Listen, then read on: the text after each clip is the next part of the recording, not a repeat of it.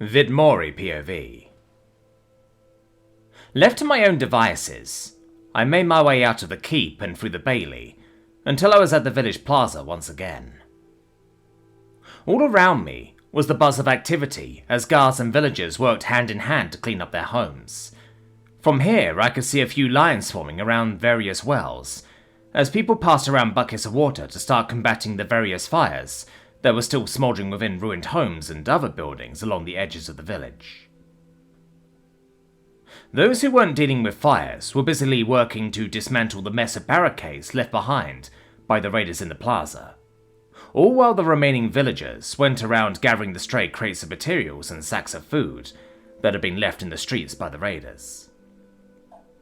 All in all, despite the chaos that had started the day, everything seemed rather coordinated and organised by now. Every person I spotted seemed to have a role, and they took to it with steely determination to try and grab a semblance of normalcy as soon as they could. In the end, the only person that didn't have something specific to do was me. As I walked through the plaza, looking for somewhere I could pitch in, I suddenly felt a set of eyes lock onto me, after initially giving me a passing glance. With my curiosity piqued, I casually looked at one of the buildings I was next to, before slowly pivoting around to start walking in the general direction of whoever was looking at me. With a passing glance of my own, I spotted an olive-skinned human woman wearing a vibrant blue gambeson with a mix of leather and metal plates on key parts of her body, along with an arming sword that remained strapped to her hip.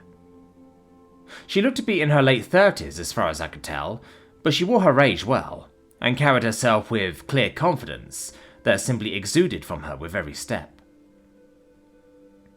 Turning away, and pointing my attention towards the barricades as they were being disassembled, I waited for a few moments as the woman made her way up to me and spoke up. "Excuse me, Sir Mage, may I take a moment of your time?" she asked, sounding rather polite and respectful. I pretended to be vaguely surprised, looking from side to side before turning around to look at the woman directly as I offered her a small smile. "Well, sure. To whom do I have the pleasure of speaking with?" I asked, as I did my best to match the level of respect she had given me. Looking at her more directly, I noticed that she had a deep cut over her left eye. It looked like a rather old wound, having long since healed, perhaps a decade or two ago maybe. As for her eye, it seemed like it didn't survive whatever caused her wound, as it was clearly an artificial one, being some kind of sapphire or blue crystal. The woman returned my smile with a small smile of her own, holding out her hand to me for a handshake, while slightly lowering her head and taking a half step back with one foot, as if to perform some kind of curtsy. "I am Vivia Lukfan, wife to Trelio Lukfan," she stated simply enough. I met her hand with my own and gave it a firm shake before pulling back. While I was vaguely worried she would notice my hand was nothing but wood, the fact that we were both wearing gloves did help keep that detail under wraps for now. "Well then, it truly is a pleasure to meet you. I am Vito," I mused kindly, while bringing my hand up and gently fondling one of Basmori's ears, as he remained sound asleep despite all the activity around us. "Was there something you needed?" I asked, glancing at Basmori for a moment before looking back at her again. I could sense her vague surprise as she spotted Basmori, seemingly having not spotted him at first before nodding her head at me. "Yes, Mage Vito, if I am not overstepping my boundaries and if it is not too much trouble, I'd like to ask for your aid in the cleanup," she explained at first, being reserved and polite in a rather diplomatic fashion. I tilted my head ever so slightly. If this woman was Trelio's wife, then she was likely also a rank 2 elite, making her one of, or at least the second most influential person in this entire village. The fact that she was speaking to me so politely likely meant that I probably earned a measure of respect through my display of might and the merits of my actions. It did feel nice, but I also didn't feel all that comfortable with her being so overly reserved in the way she had been. I flashed a little grin as I nodded in response, respectfully meeting her gaze and maintaining eye contact. "Sure, I'd be happy to. Though feel free to speak with more directness and less restraint. I don't care much for politics. I prefer people to be straightforward with me rather than talking in circles. As if a mask was pulled away, Vivia shifted her stance and flashed a roguish grin, seeming much more relaxed and confident than even moments earlier. That's good to hear, Mage Vito. One can never be too sure how to handle necromancers such as yourself, or whatever sort of mage you are, so I appreciate your candor, she mused cheerfully enough, casually resting her left arm against the pommel of her sword. I just chuckled softly at her comment, and rubbed the back of my head.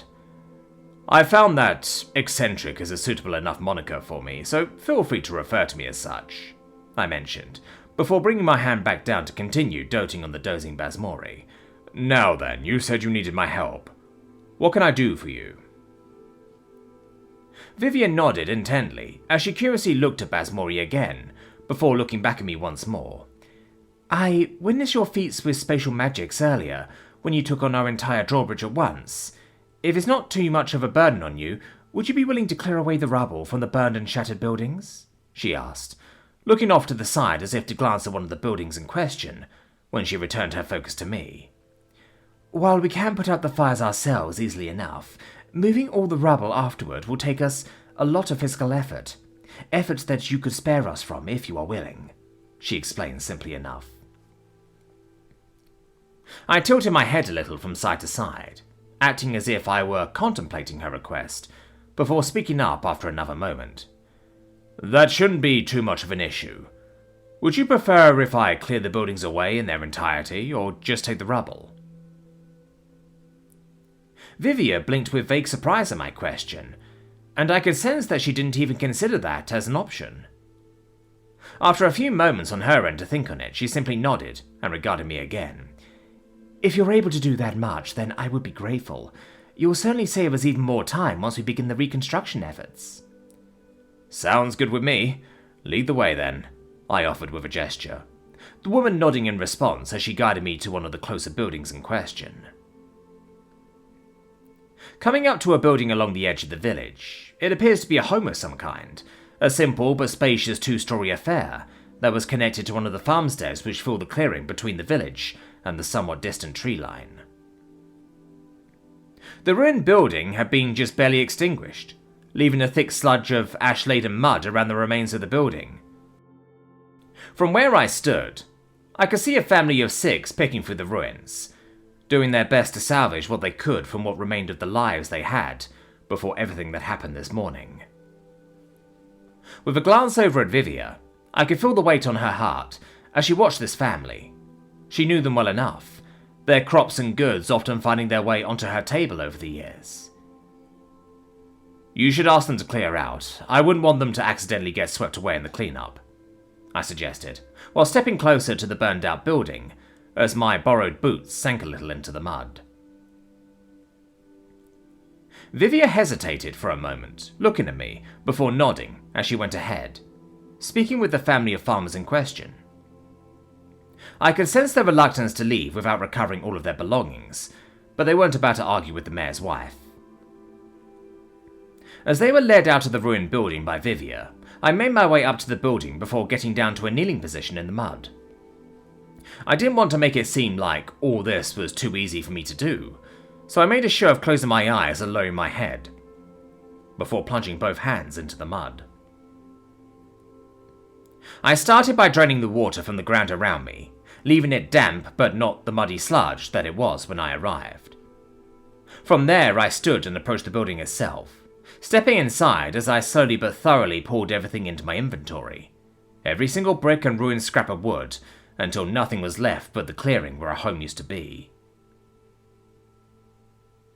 I could feel the quiet despair coming from the parents and older children of the family, and the sad confusion of the younger children, as they watched the remains of their home literally vanish before their eyes. But I wasn't done quite yet. Going through the remains of the ruined house within my storage space, I did my best to sift through the rubble, and begin pulling out pieces of intact furniture, drying and cleaning off what I could and fixing what I was able to. Things like a dining table, a few chairs, plates and utensils, Various chests of belongings, all sorts of clothes, sheets and pillows, little ornate latchboxes with simple jewellery, and children's toys. After another 15 minutes had passed, I managed to recover everything of value that I could find that wasn't ruined beyond recognition. Stepping away from the neat pile of goods and belongings, I flashed a little smile towards the family. That was everything I could find. I wish you all the best. The family was certainly thankful, the mother and children making their way over to check out everything I managed to salvage. All the while, the father took his time thanking me for my help, going so far as bowing at the hip, before going off to join his family. Despite the loss of their home, I was glad that they were able to smile once they discovered not everything was lost. They still had the rest of their farm as well, so it was likely only a matter of time until they were back on their feet.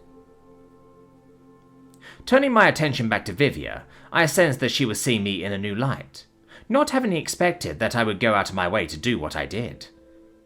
I just offered her a smile as well and made a gesture for us to keep walking. On to the next building, I suggested cheerfully enough. Vivia returned my smile with one that had a surprising amount of warmth, before nodding once. Of course, Mage Vito, if you'll follow me, she said, stepping away from the new clearing and leading me to the next smouldering house. Tormy POV. The battle was over as quickly as it started. Between the guards and the odd undead and her own efforts, they were able to dispatch the foreign soldiers holding her neighbours hostage, with no friendly losses. It took some time once it was all said and done, but before long they had returned to Lukfan's Rest with all the goods and missing people. The villagers, for their parts, getting straight to work, putting everything back in order, and cleaning up their homes and streets. Coming to the plaza, she watched as the villagers disassembled an array of fortifications made from furniture and wood from their homes and businesses, doing their best to organise and get things back to where they belonged. Tormy was surprised to see just how little carnage there was in the plaza, considering the brunt of the battle took place here. She was expecting to see a pile of corpses and limbs, or at the very least a lot of blood. But there was nothing. The only signs that a battle took place here were the fortifications themselves, the burns on the keep's walls, as well as the fact that the drawbridge to the keep was missing and replaced with some kind of stone bridge. Before she could decide what she was going to do, she heard the clanking of metal coming up behind her.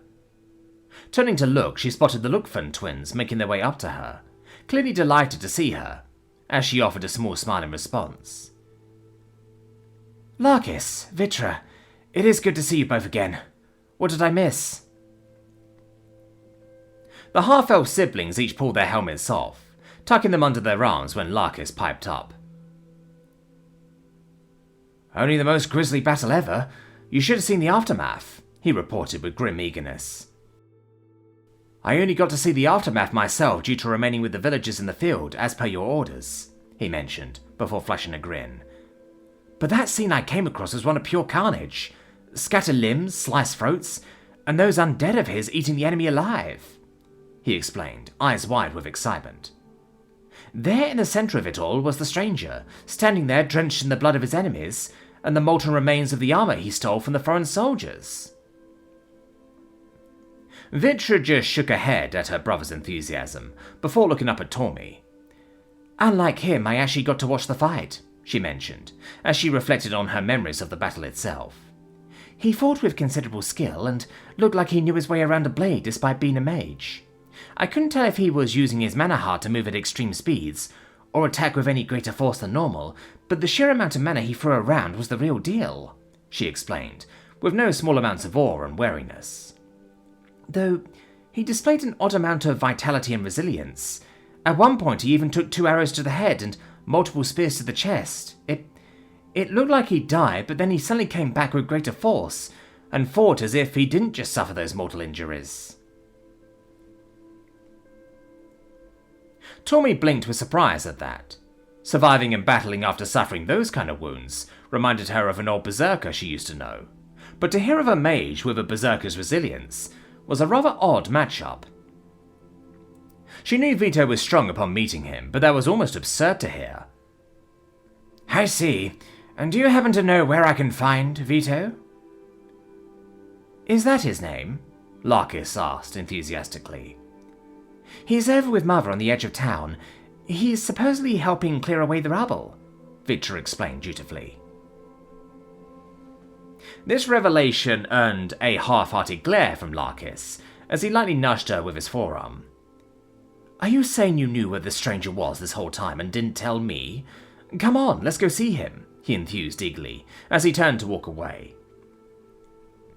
However, Vitra was quick to act, snatching her brother by his pointed ear and pulling him back. Hold it! You and I both have duties to tend to. We don't have the time to be bothering a mage of his caliber, not to mention that he's busy helping us as well. Larkis couldn't help but hiss with pain, grunting as he wrangled his ear free, before rubbing it with a look of annoyance on his face. Fine, I get it, jeez, he muttered, before sighing a bit. As he massaged his poor ear, he seemed to have a realization, as he suddenly looked around with a concern on his face. Wait, where's Puma? I thought she was with you. Tommy couldn't help but flash a small smile at the young man's worried expression, as she reached out and patted his shoulder. She's all right. She managed to escape the brunt of the battle this morning to try and get a message to Sunspot Keep. According to Vito, she's resting with one of his familiars in the woods, and will be collected by his caravan. With the news that Puma was safe, Larkis visibly relaxed and let out a sigh, before rubbing the back of his head. That's good to hear. Well, I suppose we ought to get back to our duties then, he said, standing a little taller and looking more professional than moments earlier, though the image cracked a little bit as he flashed a grin. Maybe if we finish early enough we can go visit Vito together, he mused, before turning to walk off. Vitra just shook her head at her brother's expense. It's a wonder how Puma managed to wrap him around her finger. He's rarely ever that motivated to do things on his own like that. Tommy snickered at that, as her tail flicked and lashed behind her. She gets it from me, no doubt, she mentioned, before looking at Vitra. Well, if you'll excuse me, I'll go visit with your mother and see where I am needed. Vitra nodded dutifully, lowering her head in a show of respect. Of course, Tommy, see you around, she said, before turning on her heel to get back to work. Now on her own, Tommy set out to find where Vito and Vivia ended up.